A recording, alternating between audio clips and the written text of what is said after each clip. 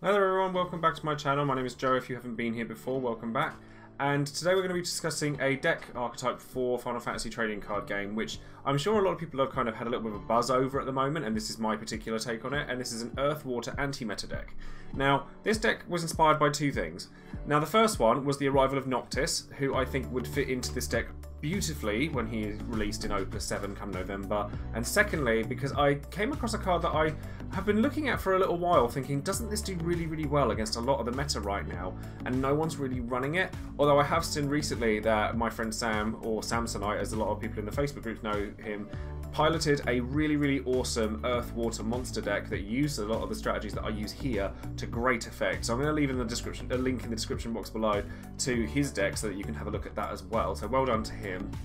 But it's Cecil that I'm actually talking about, Dark Knight Cecil from Opus 1. Now this is a card I've used a lot in the past, and I just kind of fell off using it for a long time, but then I realised Cecil actually does an awful lot to turbo discard, which is a deck that everyone really dislikes playing against at the moment. So if a Thaumaturge is coming in, and even if you have no hand, it's going to be a maximum of 5,000 power. If it's going to hit you, then you're going to be able to kill it instantly with Cecil. And that actually applies to a lot of forwards in that deck. You know, Argath dies to it, Thaumaturge dies to it, the Deep Ground Soldiers die to it unless they've been boosted. There's a lot of things that it caters to very well, and a lot of the meta right now is very fast. So I've been trying to figure out ways to slow the meta down a little bit, certainly in preparation for Opus 7. So this deck might be coming into the meta a little bit late, but I do think that it's important to show you guys what it is. So let's just get straight into it. So going straight into the deck, this actually uses a lot of my favourite cards in the entire game, so I'm actually really happy with this. The first of which, I'm going to go over the forwards quickly, is Ephemeral Summoner, which is a great card for stacking, obviously, any water summon on top of your deck, which all of the summons in this deck are water. There are no earth summons in this deck, and that's purely because I want to capitalise on the kind of trifecta of Ephemeral Summoner, Cecil, and Sawyer as much as I can. Sawyer is one of my favourite cards in the entire game, and I've loved him since Opus 2, so I'm really happy to sort of showcase him here. But Poo Poo is an interesting one. I will quickly go over the summons while I'm here because they're relevant to the conversation. Poo Poo I've decided to go with over Moogle for one reason and one reason only. If you have no hand and you get hit by something that's, say, Turbo Discard, that is going to discard a lot of your cards from your hand, and you reveal a Poo Poo, you're going to be able to just draw two cards as opposed to having to draw two and then discard one of them that you would have had from Moogle. So I think, you know, the meta dependency of this deck means that I would prefer to run this summon over Moogle. And then Famfrit and Cuchulainn. Cuchulainn is actually a very interesting one because I noticed again that if a Thaumaturge, for example, attacks you, being only 1,000 power, and hits you, and you reveal a Cuchulainn over the top, as long as you've got two or more cards in your hand, you're going to kill it instantly regardless of how many other tapped guys they've got, because Thaumaturge is tapped. And obviously the fact that it draws you a card as well means that you only actually had to have the two cards in your hand to begin with for it to go off. It just makes a lot of sense to be here, and it's just a really good card. Cuchulainn drops power, which works very nicely in tangent with Sawyer, and it just works really well in here. And then we have Yuna in our backup slots that is just going to make all of these guys cheaper, or Famfrit and Cuchulainn cheaper. I've only put two Yuna in here because obviously it doesn't make Poo Poo cheaper, but that's fine. And then I've gone with a full Viking package, which has 4 Vikings in it, so 1 from Opus 1 and 3 of the one that everybody runs. And there's 2 reasons for this. Normally when I run a Viking engine, I often find I end up drawing Lila before I draw Vikings, and that winds me up to no end. So for that reason I've run extra Vikings. I've also run Bran, mainly because of the EX Burst, and obviously EX Bursts kind of tie into the deck very well. You don't have to run Bran in here, nor do you have to run the 2-drop Viking. I just like to have the consistency of the extra Viking. And then the second reason is Deleter, who I'll get to in a little while.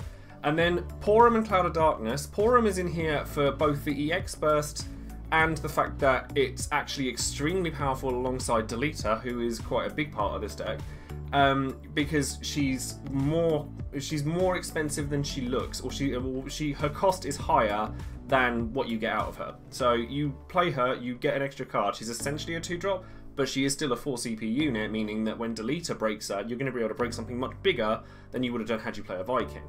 And then Cloud of Darkness fits into this deck very well in 2 ways as well. Because you're like swarming the board through your Vikings, your Laylas, your Ephemeral Summoners, etc. You're going to be able to kill something with her on arrival, more than likely. And because she drops power on attacking, that's going to work really well with Sawyer as well. So I thought Cloud of Darkness just was a bit of a shoo-in here. And then going into the Earth ones, Cecil, I've put 3 in here because the meta is so heavily geared towards the turbo discards and the Vikings and things like that. One of the nice things that I've got with this deck here is that you can actually cater to different metas depending on what you have to deal with frequently. So Cecil is in here and is at 3 because I'm targeting turbo discard with this particular build. Deleter is in here because he's very, very good with removal, especially in this deck. If you break a Viking or a Layla with Deleter, you are going to come out way on top of it. And because you have things like Wall, you're more easily able to spread the effects from Wall because Deleter will get an extra 1,000 out of being targeted by Wall. So that's really nice as well. And then Dadaluma is in here because he's just good. Dadaluma can wall off things so frequently, and he can be an extra removal piece.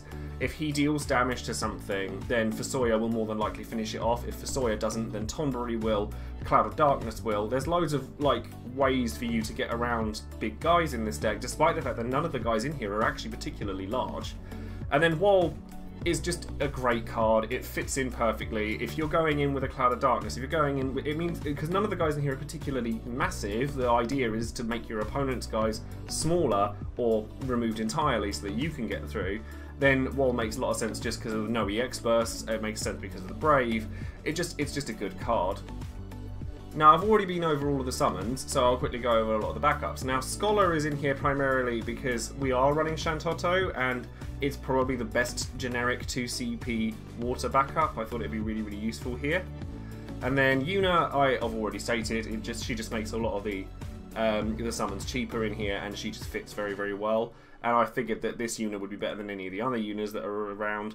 And then Bran, as I said earlier, you don't have to run Bran, but I really like running it just for consistency's sake. And the EX burst means that Sawyer might trigger her as well, so that's really handy. And then Merlwyb, I put in here because I don't like having too many light or dark cards in my hand, so I thought that, and also with the Viking engine, you can always discard a Viking to her and then pull it back with Layla later. It's an EX burst as well, so it kind of just fits the theme very well. There are a lot of other backups you could run instead of Merlwyb though, so you don't have to run this particular one.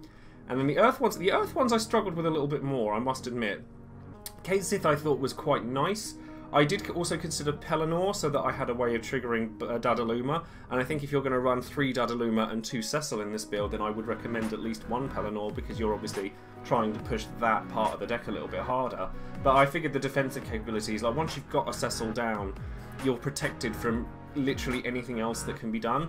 Doga was the other consideration, because there is nothing that Turbo Discard can do to you if you have a Doga and a Cecil out, because Doga will stop Sidolstein and Matthias from breaking your Cecil, though if you're against Turbo Discard, try not to block with Cecil if you can help it, because he will probably, if your opponent's running into him, they're probably going to Matthias him, and you don't want that.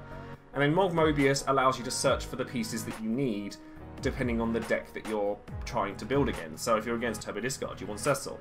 If you're against like Fire Aggro, you're going to want Dadaluma. There's like, you know, if you have a Lila in your hand, you might want a Viking. There's loads of little ways that you can do or search for things in this particular deck that you will need at any given time. And then Miner, I put in here for consistency's sake. It's just a good card. It allows you to return things to your hand when you need them. It's a great turn 1 play if you discard a different backup. It's still there if you need it. It's treated like a 2-drop even though it isn't one. Now Minfilia and Shantou, I originally played 2 Shantou and no Minfilia, but I'm starting to come around on Minfilia quite a lot. She actually answers some very nasty things in the format, namely Nidhogg. Because a Nidhogg is going to be nasty to anybody that it hits. It's not pleasant, but the last thing you want is for it to hit you multiple times. So if a Nidhogg is on the board, you want rid of it quickly.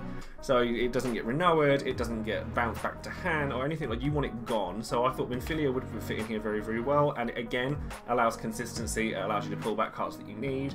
And then Shantou is just a shoe-in, really. You could easily run 2 of her instead of 1. But if the board just gets that little bit too much for you to deal with, then Shantou is going to reset the board and it's going to do very, very well at it. For Sawyer, I only went with 2 copies because the deck isn't entirely built around for Sawyer, but he is still a very important part of the deck. But there's enough draw power in here that you will see him. You know, if not on turn 1 or turn 2, you will see him at some point during the game. Pew Pew will help you, Merlwyb will help you, the Vikings will help you, Porum will help you. There's lots and lots of ways for you to get to Sawyer, so I don't think the 3 copies is entirely necessary. And by only running 2, it means that the dreaded time where you've got one out and you draw another one, there's nothing you can do with it, is a lot less prevalent. And then, as I said, I've already been over the summons and explained the reasons for each of those. Fanfrit in particular I really like at the moment, because a lot of the game is built around removal right now, and Fanfrit is basically free removal if you've got no guys out, and it allows you to come back from the brink. And if you're pushing forward, if you've got Vikings or ephemeral summons out, you don't really care if they get killed. So Fanfrit just is brilliant, and then Poo-Poo I've explained, and Cuculain I've explained. Lastly, Tomberries. Tomberries, I wanted to put more into the Tomberry kind of part of it, but there's just not enough room in a 50 card deck. But that being said, making your opponent's guys smaller so that they're within range of for Sawyer or Cloud of Darkness, or Cecil in fact, because if once you've dealt the damage to them, even on any experts, you can still just go, okay, during your next main phase, I'm just going to pop my Tomberries and then finish it off, is really nice. You know, I think, or it will allow you to save yourself from being hit further. Because if you've been hit by a Cecil by one forward and there's a second there, if they try to attack you with the second one, you just kill it.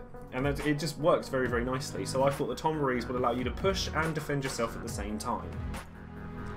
Now, as I said earlier, the nice thing with this deck is that it's actually very malleable to whatever you need it to be. So, you know, you can drop Porum, you can drop down Cecil if you don't think that Total Discard is that big of a deal to you. You could drop down Kate Sith and put in Doga instead if you think that it's more scary to you. But just bear in mind, well, the thing with this deck that's important is that you need to be able to kind of gauge the different decks that are around you and kind of tailor the deck to your own needs. And I'm hoping that with Opus 7 this will actually be pushed further. We've already seen Noctis, who actually fits in with the Fosoyas, Cecils, Ephemeral Summoners, that kind of deck very well. And so I think that, you know, that was partly why I wanted to show this deck to you now, sort of at the end of the Opus 6 meta, so that you guys can see it ready for when Noctis comes out, because I know a lot of people want to run him. So honestly, I think that this deck is something that you like. It's a nice core for you to kind of go out and try, but I would encourage you to just change it little bit by bit and to tailor it to your own needs, because I think it will work wonders for you. Anyways, that's going to be the end of this video. Thank you very much for watching, and stay tuned for plenty more Final Fantasy TCG content, as well as Opera Omnia content that I've started doing. If you want to support the channel further, then I'll leave a link in the description box to my Patreon page, where we have our own Discord that's growing very nicely, and I'm very thankful to everybody that's ever shown support for this channel, because it's, you know, I'm still a small fry in the world of YouTube, and I'm still growing, and I thank you very much. Anyways, don't forget to subscribe and ring the bell for notifications, and I'll speak to you guys soon. Bye now.